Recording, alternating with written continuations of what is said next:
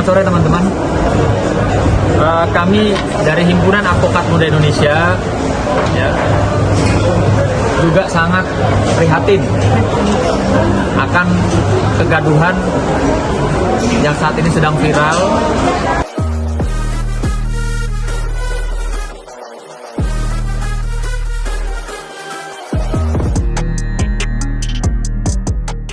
yaitu terkait dengan produk-produk skincare yang mungkin saja atau besar kemungkinannya bisa merugikan masyarakat pada khususnya. Jadi kami melihat kemarin para pengusaha skincare sampai diundang oleh BP POM, yang dimana di situ mungkin saja banyak pembahasan-pembahasan yang tidak dimengerti atau tidak dipahami oleh masyarakat. Kami tentunya sangat yakin bahwa di luar sana masyarakat sudah ada yang menjadi korban. Namun demikian, mungkin karena keterbatasan wawasan atau ketidakberanian mereka untuk menyampaikan apa yang mereka alami, sehingga belum terpublikasi atau terekspos para korban ini. Nah, kami dari Himpunan Advokat Muda Indonesia siap mengadvokasi para korban ketika memang mereka mendapatkan kerugian secara kesehatan pastinya. Nanti di sini juga abang kita, Bang Petrus, bisa menyampaikan bahwa masyarakat nggak perlu takut, karena kalian itu dilindungi sebagai konsumen, dilindungi oleh Undang-Undang Perlindungan Konsumen. Mungkin sedikit Bang Petrus bisa menyampaikan atau mengedukasi masyarakat bahwa produk skincare khususnya yang mereka beli itu, mereka juga dapat perlindungan secara hukum. Silakan, Bang. Baik, terima kasih teman-teman. Jadi setiap produk apapun, barang atau jasa, itu dijamin oleh Undang-Undang Perlindungan Konsumen. Di pasal 4 itu ada 9 hak para konsumen yang mengatur misalnya tentang kenyamanan, keamanan, keselamatan, atau hak memilih suatu produk yang bagus, hak atas informasi yang benar, jujur mengenai kondisi dan jaminan barang, hak untuk didengar keluhannya, hak untuk mendapat advokasi, hak untuk mendapat pembinaan dan pendidikan, atau hak-hak lain. Dan apabila semua informasi yang diberikan itu tidak benar, konsumen bisa menggunakan haknya untuk menuntut suatu produk yang dianggap merugikan.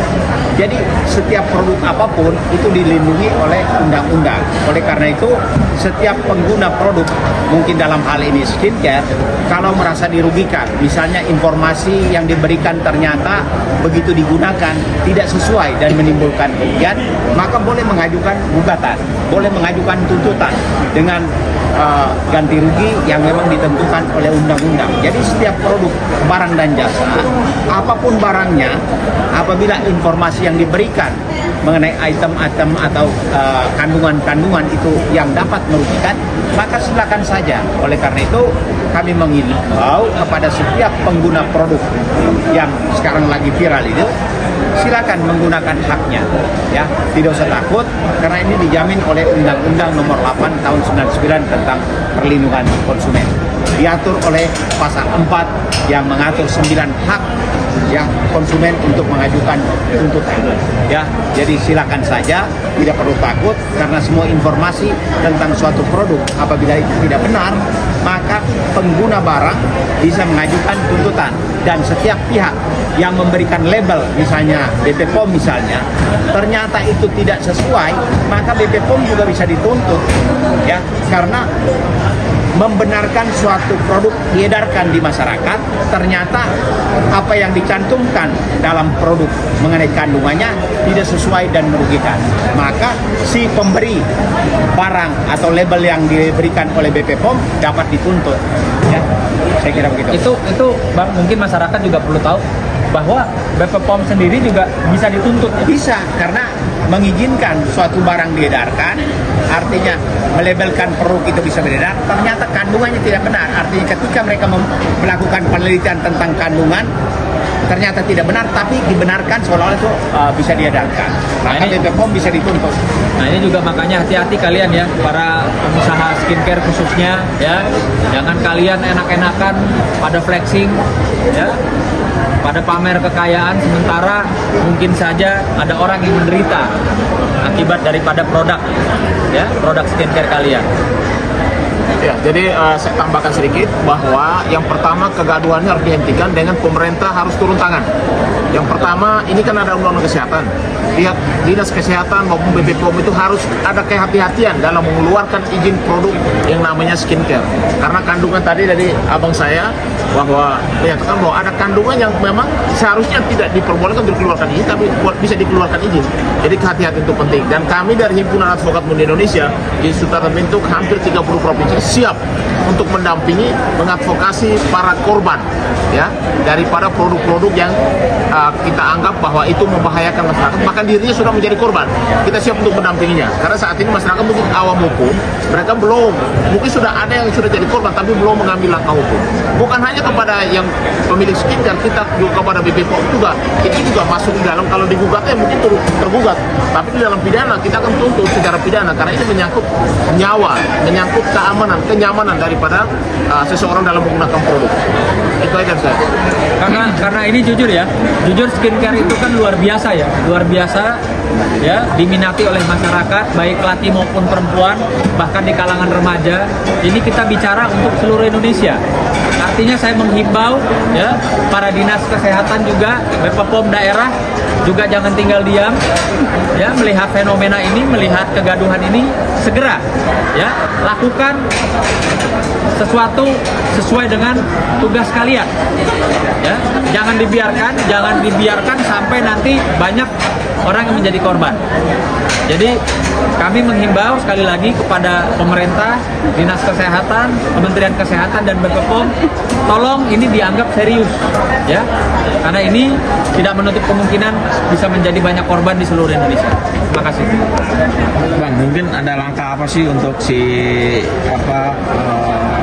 pengusaha tersebut? Mungkin apakah mau dilaporkan? Jadi gini, kami tidak mau ikut campur ya dalam perseteruan mereka.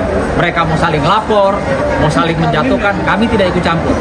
Kami hadir di sini, Himpunan Advokat Muda Indonesia ini hadir guna untuk mengedukasi, melindungi dan membantu masyarakat yang mungkin saja menjadi korban dari produk-produk ya yang beredar di masyarakat di Indonesia saat ini. Perlu nggak sih sosok dokter yang hari ini viral juga, artinya mereview yang jadi pro-kontra juga? Oke. Kalau memang niatnya itu untuk membantu masyarakat, mengedukasi masyarakat untuk kepentingan umum, mungkin siapapun, kami pun juga boleh, kami pun juga bisa, selama itu memang benar, bukan settingan, bukan titipan, bukan saingan, gitu ya.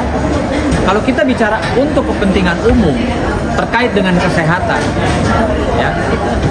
Sekarang pertanyaan saya, BPOM berani nggak melarang atau mengeluarkan surat edaran? Anda para dokter tidak boleh ya mereview ya, atau masyarakat tidak boleh ya mereview produk, apalagi yang sudah ada stempel BPOM. Berani nggak mengeluarkan? Gitu. Terus kalau memang berani mengeluarkan, lalu jaminan untuk masyarakat sendiri seperti apa? Ya.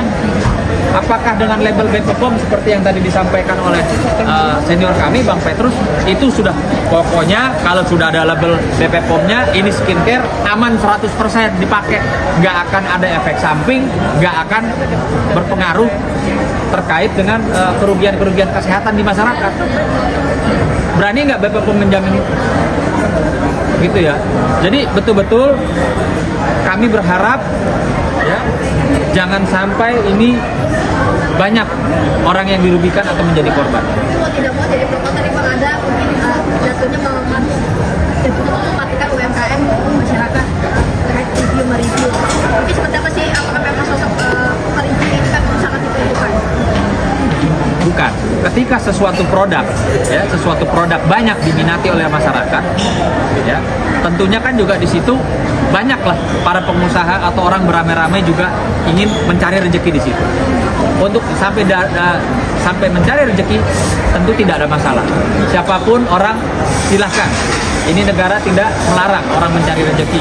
Namun demikian, tentunya ada aturan-aturan atau SOP yang jangan sampai dilanggar. Karena ini berkaitan dengan kesehatan manusia loh, ya, kesehatan masyarakat.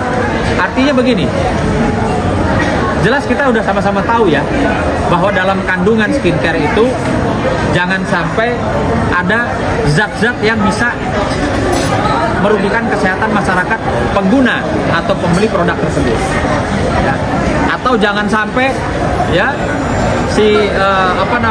produk tersebut jualan menjanjikan atau mengiming-imingkan, wah ini bisa putih, bisa bagus, bisa bersih, bisa tidak berjerawat karena komposisi kandungannya 5%. Namun demikian ketika diperiksa dibawa ke lab cuma 0,5 sekian persen. Itu namanya apa? Namanya masuk dalam kategori penipuan, kurang lebih gitu kan ya, yang tidak sesuai dengan apa yang dia marketing. Kan melalui TikTok sekarang banyak ya, wah pakai ini itu. Tapi ketika produk tersebut dibeli oleh masyarakat karena masyarakat tertarik, namun demikian tidak sesuai, apalagi kalau sampai di review, apalagi kalau sampai di tes lab, itu masuk kategorinya apa bang? Penipuan. Gitu loh. Jadi di sini kami ingin mengedukasi masyarakat ya, supaya jangan sampai menjadi korban iklan. Cukup ya.